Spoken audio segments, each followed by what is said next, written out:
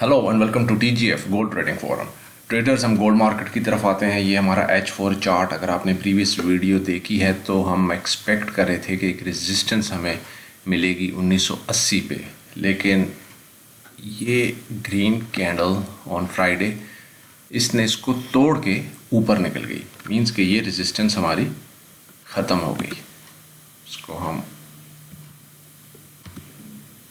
Remove कर देते हैं। राइट नाउ अगर आप मार्केट को देखें तो मार्केट का ट्रेंड बुलिश है, लेकिन इस जगह पर हमें थोड़ी सी बुलिश वीकनेस दिख रही है। FOMC है कल, बड़ा इंपॉर्टेंट इवेंट है। मार्केट में वॉलेटिलिटी होगी, इस जगह को हमने प्रॉपरली वॉच करना है। राइट नाउ MA20 को मार्केट रीटेस्ट कर रही है एट 1990 जोन यहाँ पर।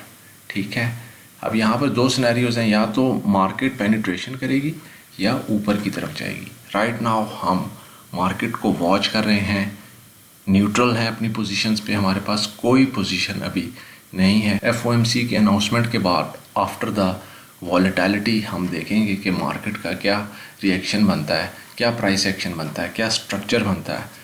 उस हिसाब से हम अपनी ट्रेडिंग को डिज़ाइन करें। अगर आप मार्केट को ऑब्जर्व करें ऑन द टेक्निकल ग्राउंड्स तो आप देखेंगे कि मार्केट ऊपर ही की तरफ जा रही है। बेरिश कन्फर्मेशन अभी तक हमारे पास आई नहीं है, लेकिन हम होल्ड करेंगे। FOMC की वजह से अपनी पोजीशंस को न्यूट्रल रखेंगे और ऑब्ज़र्व करेंगे कि FOMC के बाद हमें क्या आउटकम मिलती है। तो अभी एशियन मार्केट है, आगे यूरोपियन और US मार्केट है। देखते हैं हमें क्या ट्रेडिंग अपॉर्चुनिटीज़ मिलती हैं और हम उसको कैसे कैपिटलाइज करते हैं। Stay managed, stay discipline and good luck with your trades. Bye.